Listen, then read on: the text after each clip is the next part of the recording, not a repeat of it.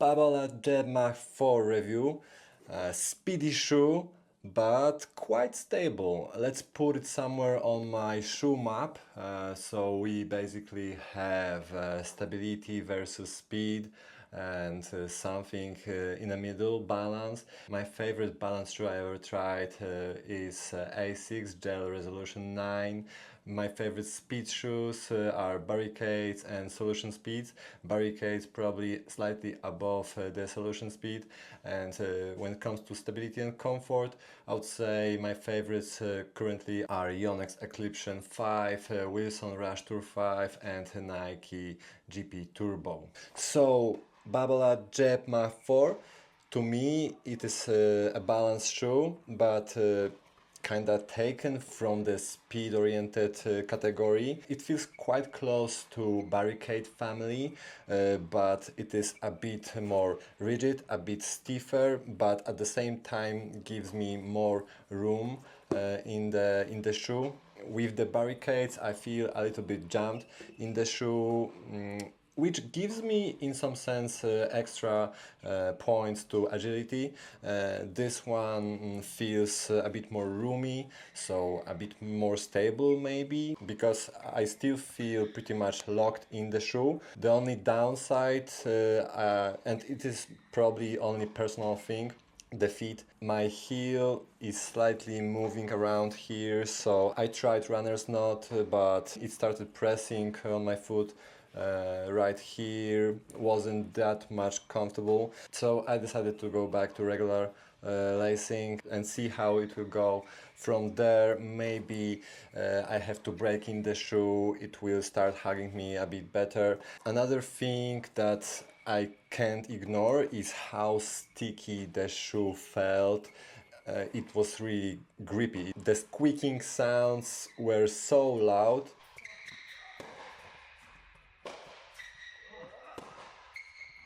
Yeah, definitely the grip is one of the biggest points of this shoe, and it makes sense because Ballad decided to collaborate with Michelin rubber from tires company. It can even hold on clay, I would say. I felt enough grip on clay, even though it is this particular pair is for hardcore. So yeah, the outsole is 10 out of 10. So traction and durability of the outsole is one of the best on the market.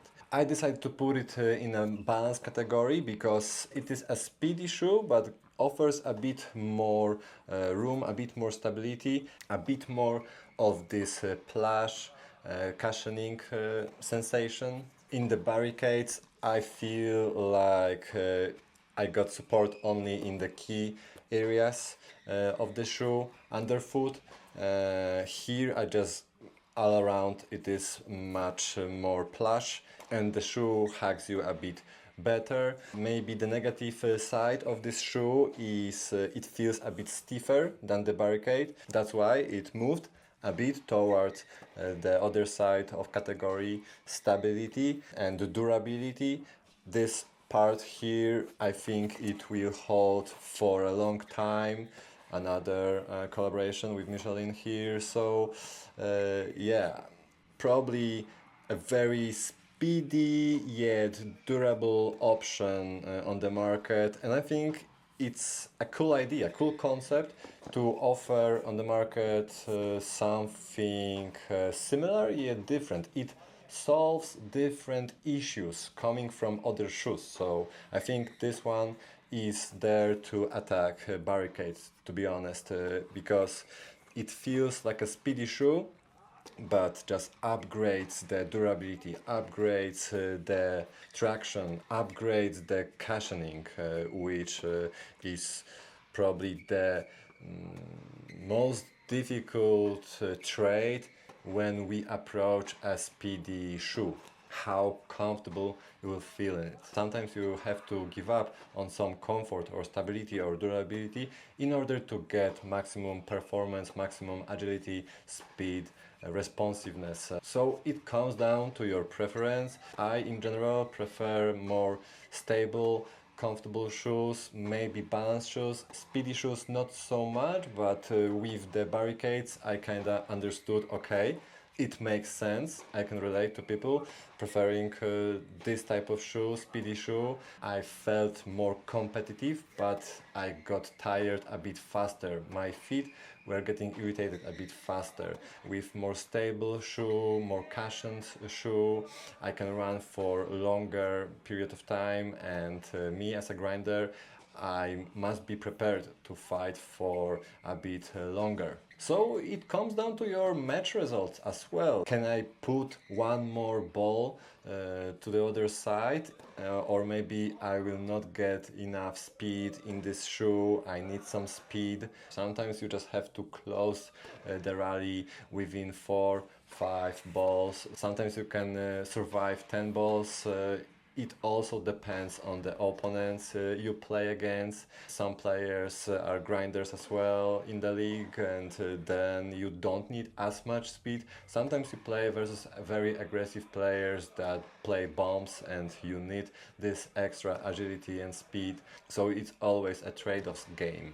Another small negative I noticed with the shoe, besides my heel slightly moving around here, is the shoe felt pointy a little bit. I was scratching the cord slightly while running sometimes, but it happened like 2 or 3 times during a session, and this type of issue never happened before, and I wonder why it happened. Did my legs suddenly decided to switch off, and they just scratched the surface, or maybe the design of this shoe is slightly elongated?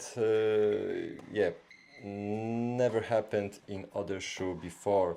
Maybe it's due to this heel slippage slightly.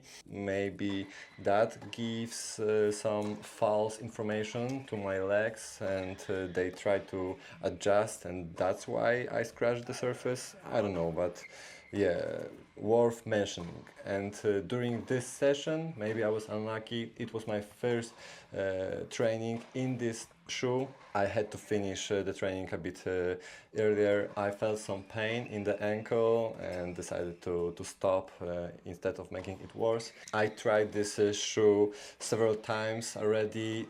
This ankle issue, pain, never came back. Maybe I just had to break in the shoe slightly to make them fit a bit better. Shoes like Wilson Rush Tour 5, Yonex Eclipse 5 were perfect from the start. This shoe, I think, it needed some breaking period. The conclusions are: it is a very high performance shoe, responsive, speedy, yet somehow very balanced, very sticky to the court, with much more comfort compared to traditional speedy shoes, and it offers a nice balance between a speedy and balanced durable shoes, and offers something unique on its own, and that's why it might be a shoe for you if they fit you well. That's it for this review. Thank you for watching. Make sure to subscribe and see you soon. Bye bye.